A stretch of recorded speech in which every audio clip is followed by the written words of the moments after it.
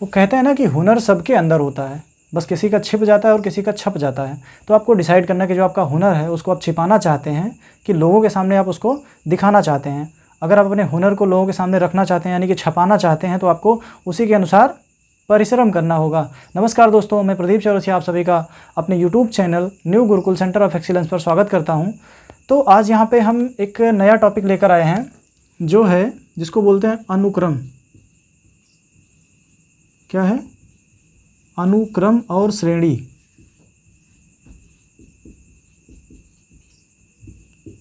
क्या है टॉपिक का नाम? क्या है? अनुक्रम और श्रेणी, जिसको बोलते हैं सीक्वेंस एंड सीरीज।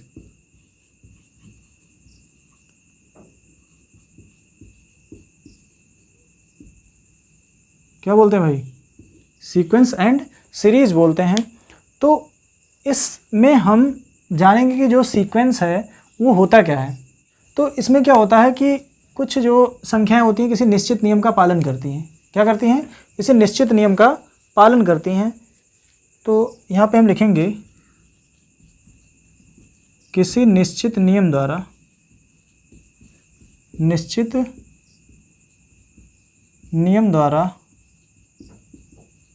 बनाया गया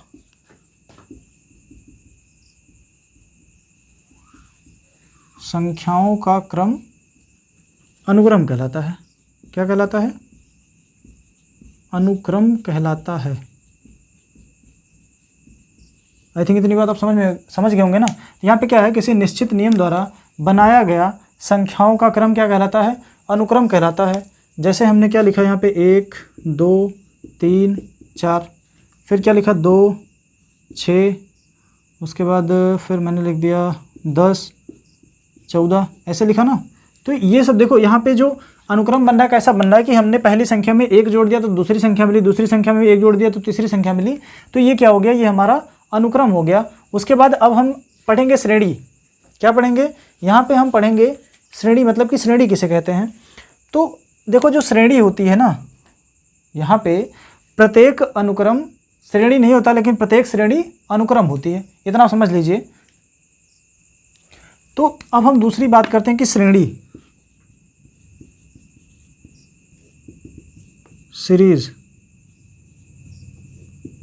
सीरीज में क्या होता है कि किसी अनुक्रम के प्रत्येक अवयव को किसी विशेष नियम के द्वारा लिखना क्या कहलाता है?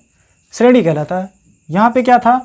यहाँ पे इसमें जो होता है किसी निश्चित नियम के द्वारा बनाया गया संख्याओं का जो क्रम होता है उसे अनुक्रम कहते हैं। लेकिन श्रेणी में क्या होता है? श्रेणी में यहाँ पे लिखेंगे यदि किसी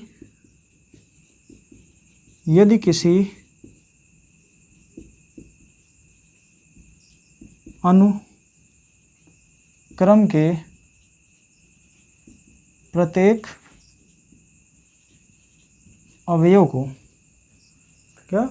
अवयव को विशिष्ट प्रतिबंधों के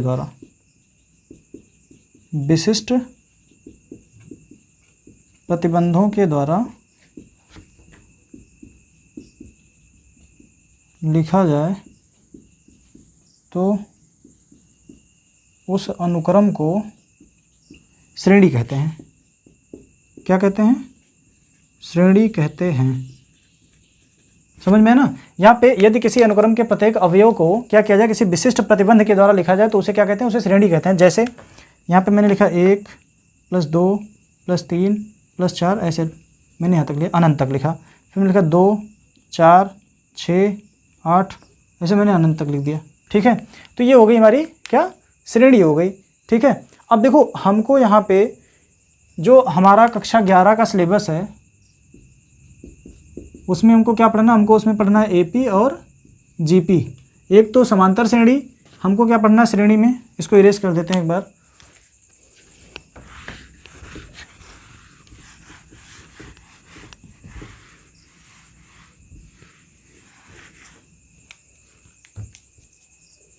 हमको क्या पढ़ना है? हमको एपी पढ़ना और जीपी पढ़ना।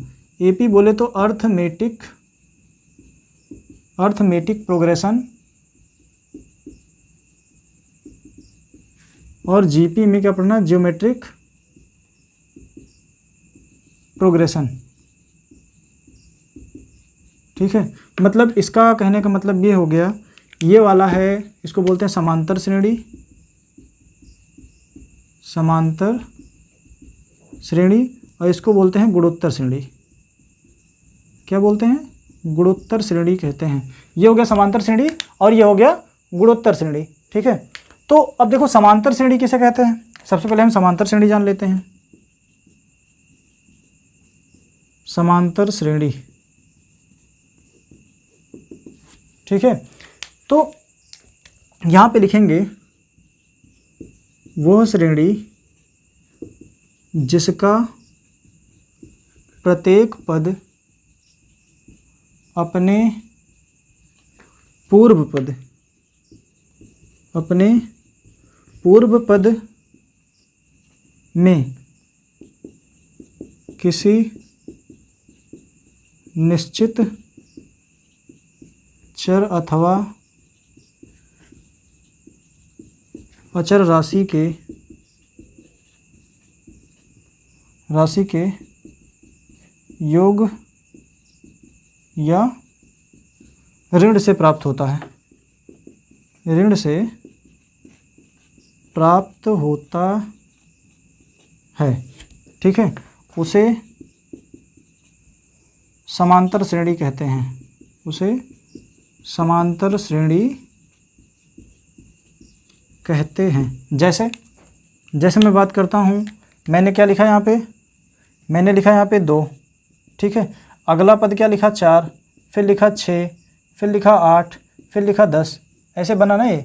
मतलब कि देखो इसमें प्रत्येक पद अपने से पूर्व वाले पद में कोई निश्चित संख्या जोड़कर या घटाकर प्राप्त किया जाता है। जैसे यहाँ पे 4 की बात कर रहे हैं ना, तो 4 में हमने 2 जोड़ा, 6 में हमने 2 जोड़ा, इसमें 4 में 2 जोड़ा, पहले 2 में 2 जोड़ा तो 4 मिला, 4 में 2 जोड़ा तो 6 मिला, 6 में 2 जोड़ा तो 8 मिला ना। उसके बाद फिर यहाँ पे मान लो मैंने लिखा यहाँ पे 10 + 8 + 6 + 4, ऐसे एक श्रेणी बनी हुई है। तो इसमें देखो क्या हो रहा है, इसमें 2 घटा, इसमें 2 घटा, इसमें 2 घटा, तो ये एक श्रेणी मिल गई ना, ठीक है।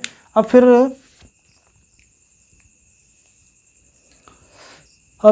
आगे चलते हैं।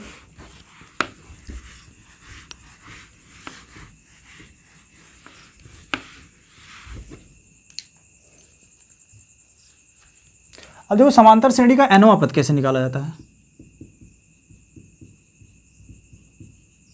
समांतर श्रेणी का nवां पद, ठीक है। अब देखो हम यहाँ पे मान लेते हैं कि माना कोई श्रेणी है, माना कोई श्रेणी है जिसका प्रथम पद क्या है, a, और सार्वधातुक क्या है, सार्वधातुक बराबर d, ठीक है। सार्वधातुक बराबर d। देखो सार्वधातुक क्या होता है, अपने कोई भी पद अपने पूर्व पद से क्या होगा, यानी कि यहाँ पे सार्वधातुक का मतलब, सार्वधातुक का ऐसा समझ लो कि मान लो श्रेणी का जो दूसरा पद है वो पहले से घटेगा तब मिलेगा, यानी कि 2 पदों का जो अंतर होगा, क्या होगा, 2 पदों का जो अंतर होगा उसी को सार्वधातुक बोलते हैं। और अगर यहाँ पे मैं बात करूँ T3 माइनस का T2 बराबर में T4 माइनस का T3, ये क्या हो गया, ये सार्वधातुक हो गया। और इसको D से क्या करते हैं, D से प्रेजेंट करते हैं, डिफरेंस बोलते हैं इसको, ठीक है। अब देखो माना कोई श्रेणी है जिसका प्रथम पद A है, ठीक है। अब देखो जो प्रथम पद क्या है, प्रथम पद मीन्स T1 बराबर A दे रखा है, T2 बराबर क्या हो जाएगा। अच्छा देखो यहाँ पे T1 हमने बताया था ना कि जो प्रत्येक पद होता है उसमें क्या करते हैं हम, प्रत्येक पद में जैसे मान लो कोई पद निकालना है तो उससे पहले वाले पद में हम क्या करेंगे, उतना सार्वधातुक जोड़ देंगे, ठीक है। तो A है ना यहाँ पे, अब दूसरा पद निकालने के लिए हम क्या करेंगे, A में D जोड़ेंगे ना, क्या करेंगे, A में D जोड़ेंगे, या फिर इसको ऐसे लिखेंगे A + 1D, ठीक है। इस वाले के लिए T3 किया हमने, तो भाई दूसरे वाले पद में A + D + D, भाई एक तो दूसरा पद ना, इसको ऐसे समझ लेते हैं T2 + D। तो T2 का मान कितना है, T2 का मान तो भाई A + D है, यहाँ पे हमने फिर D जोड़ दिया तो कितना आ गया, A + 2D आया। अब हमको T4 निकालना होगा, तो हम T3 में क्या करेंगे, डिवाइड कर देंगे। तो T3 का मान कितना है भाई, T3 का मान तो आया है a + 2d, और यहाँ पे क्या करेंगे, यहाँ पे डिवाइड कर देंगे। डिवाइड करेंगे ना, तो यहाँ पे कितना आ जाएगा, यहाँ पे आ जाएगा a प्लस में 3d। ठीक है, तो आप यहाँ पे एक चीज़ देख रहे होंगे कि जो पद हमको चाहिए होगा तो d का उसमें हम क्या करेंगे, उससे एक कम गुणा करेंगे। मान लेते हैं हमको क्या चाहिए, हमको tn चाहिए, तो हम क्या करेंगे a + n - 1 इंटू डी कर देंगे ना। क्या करेंगे, ये डी कर देंगे ना, यहाँ पे करेंगे ना डी। चलो एक बार तो ये तो निकल गया ना। अब चलो हम निकालते हैं कि श्रेणी के अंतिम से, ठीक है, अंतिम छोर से nवां पद निकालते हैं। श्रेणी के अंतिम छोर से nवां पद, मानते कोई श्रेणी है, a है, a + d, a + 2d, dot dot यहाँ पे क्या होगा, यहाँ पे l हो जाएगा। अंतिम पद क्या होगा, l होगा। अच्छा, l से पहले वाला पद क्या होगा, l - d होगा, l - 2d होगा ना, ऐसे ही तो होगा। तो हम लिखेंगे, सबसे पहले देखो इसका सारवांतर निकालेंगे। सारवांतर क्या होगा भाई, यहाँ पे सारवांतर, अगर हम श्रेणी को उल्टे क्रम में देख रहे हैं तो इसका जो सारवांतर होगा, ठीक है, ऐसे लिखो पहले, अंत से प्रथम पद बराबर l हो जाएगा। सारवांतर बराबर क्या होगा, सारवांतर मीन्स d बराबर क्या होगा भाई, हम क्या करते हैं, इधर से पहला हुआ तो इधर से दूसरा पद होगा ना, तो दूसरे पद से हम क्या करेंगे, पहले पद को घटा देंगे। l से l कटा, कितना आया, माइनस का d आया ना। हम जानते हैं कि श्रेणी का nवां पद क्या होता है, चूँकि श्रेणी का nवां पद बराबर, nवां पद tn बराबर क्या होगा, tn बराबर क्या होता है, a + n - 1 इंटू डी। ये तो होता है n - 1 इंटू डी होता है। अब हम कहाँ से निकाल रहे हैं, हम लास्ट से nवां पद निकाल रहे हैं ना, अंतिम से। तो ये देखो एक जगह क्या है, एक जगह प्रथम पद l है प्लस n - 1, d की जगह कितना है, -d है ना, मीन्स अंतिम से जो nवां पद होगा वो होगा l माइनस का n - 1 इंटू डी। ये निकल के आया ना, समझ में आया भाई, इतना समझ में आया ना। तो इसको हम इरेज करते हैं, उसके बाद कुछ इसके जो है विशेष गुण है उस पर चर्चा कर लेते हैं। कुछ विशेष गुण, कुछ इसको बोलते हैं महत्वपूर्ण गुण। लिखेंगे समांतर श्रेणी के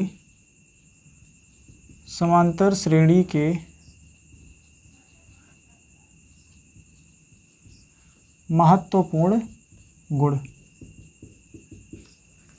क्या है, समांतर श्रेणी के महत्वपूर्ण गुण। तो सबसे पहले समांतर श्रेणी का जो महत्वपूर्ण गुण है वो ऐसे एक एक करके हम देख लेते हैं। सबसे पहले,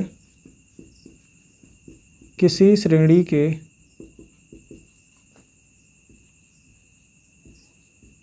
प्रत्येक पदों में कोई निश्चित संख्या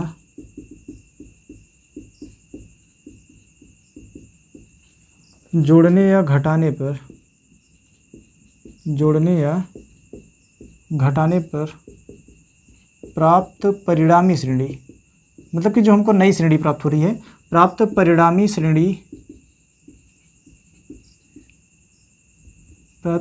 श्रेणी भी समांतर श्रेणी होती है। ठीक है। दूसरा क्या है, किसी श्रेणी के, यहाँ पे कैसी श्रेणी, हम समांतर श्रेणी की बात कर रहे हैं, किसी समांतर श्रेणी के प्रत्येक पद में किसी निश्चित संख्या का गुणा अथवा भाग देने पर, किसी निश्चित संख्या का गुणा करने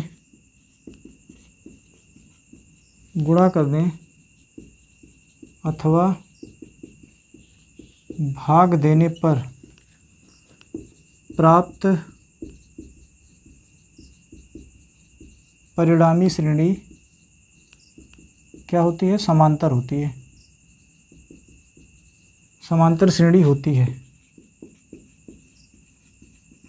ठीक है, यहाँ पे क्या कह रहा है कि अगर हम मान लेते हैं हम कोई एक श्रेणी दी हुई है ऐसे A1, ठीक है, A2, A3, A4 ऐसे डॉट डॉट AN तक दी है। ठीक है, इसके हम प्रत्येक पद में क्या करें, हम इसके प्रत्येक पद में क्या जोड़ दें, A जोड़ रहे हैं।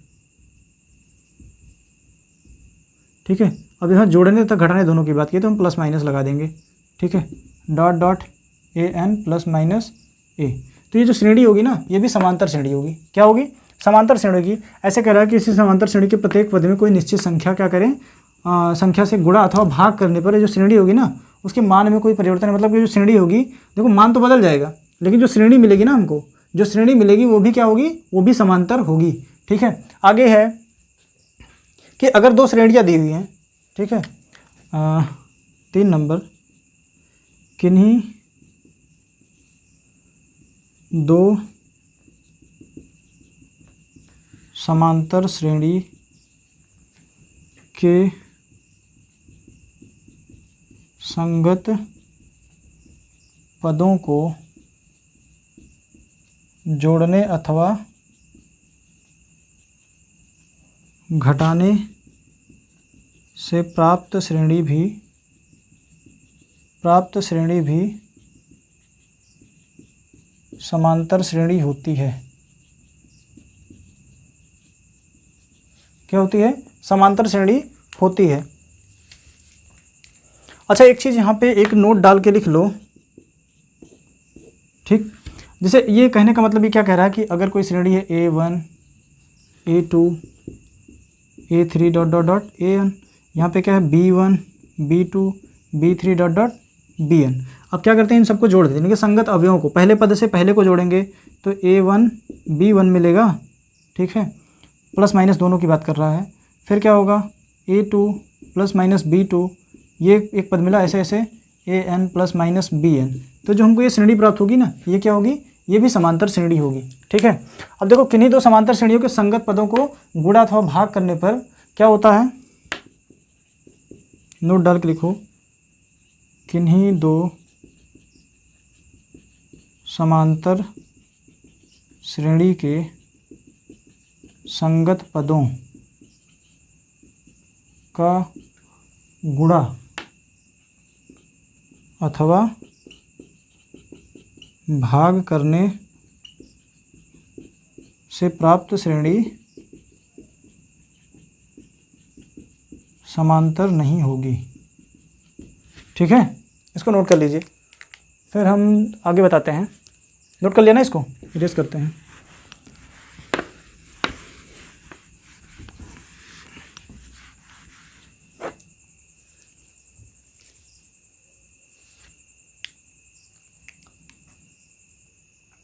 अब देखो यहाँ पे समांतर श्रेणी से संबंधित एक रूल है कि हम संख्याएं कैसे मानेंगे और कब कैसे मानेंगे। मतलब कि कोई संख्या, किसी भी श्रेणी की संख्याओं को अगर मानना होगा तो हम कैसे मानेंगे। ठीक है, तो यहाँ पे लिखेंगे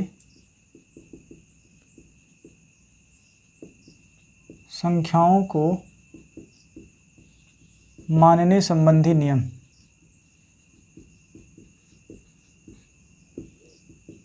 ये बहुत अहम भूमिका निभाता है, क्योंकि ये जब हमको पता नहीं रहेगा तो काफ़ी दिक्कत हो जाएंगी।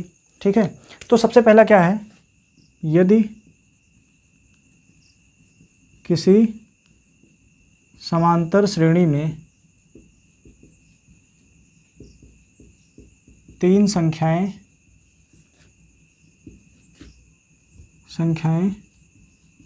दी हों और उनका योग पता हो और उनका योग ज्ञात हो, तो संख्याएं कैसे बनेंगी। तो जो संख्याएं लेंगे हम, सबसे पहले लेंगे a माइनस डी, ए और a प्लस डी लेंगे। यहाँ पे हम ऐसी संख्याएं ले लेंगे, क्या लेंगे, a माइनस डी, ए और a प्लस डी लेंगे। ठीक है, अब दूसरा क्या है, यदि 4 संख्याएं दी हों, क्या है, यदि श्रेणी में यदि 4 संख्याएं लेनी हो, तो 4 संख्याएं लेनी हों तो यहाँ पे हम सबसे पहले क्या लेंगे, हम लेंगे a माइनस 3d। क्या लेंगे, a minus 3d a minus D a plus D a plus 3d। ठीक है। अब देखो अगर 5 संख्याएं होंगी, क्या हों, 5 संख्याएं, यदि 5 संख्याओं का योग ज्ञात हो, 5 संख्याओं का योग ज्ञात हो तो 5 संख्याओं का योग ज्ञात हो तो संख्याएं क्या हो जाएंगी भाई, संख्याएं होंगी a माइनस 2d, क्या होंगी यहाँ पे, a minus 2d, a minus 2d, a minus D, a plus D और a प्लस 2d, हम ऐसे मानेंगे। ठीक है, इतना समझ में आया ना। अगर 4, देखो यहाँ पे 3 संख्या के लिए, ये 4 संख्या के लिए और ये 5 संख्या के लिए दिया हुआ है। हमको एक चीज़ यहाँ पे कुल मिला के ये करना है कि कुछ ऐसी संख्याएं माने कि जो d का मान है ना, अगर हम यहाँ पे योग की बात करें ना, अगर इसको हम जोड़ेंगे तो पूरा d का मान क्या हो जाएगा, कैंसिल हो जाएगा, a minus D plus a plus में a प्लस डी। देखो d क्या होगा, d से d कट जाएगा, कितना बचेगा, 3a बचेगा। इसको अगर हम जोड़ेंगे तो a माइनस का 3d प्लस का a माइनस डी प्लस का a प्लस डी प्लस का a प्लस 3d। देखो 3d से 3d कटा, d से d कटा, कितना बचा, 1 2 3 4, कितना बचेगा, 4a। हमको कुछ ऐसे मानना रहेगा कि जो d का मान है ना वो कट जाए, क्या हो, d का मान कट जाए। ठीक है, तो इतना नोट कर लीजिए, स्क्रीनशॉट लेना हो तो ले लीजिए।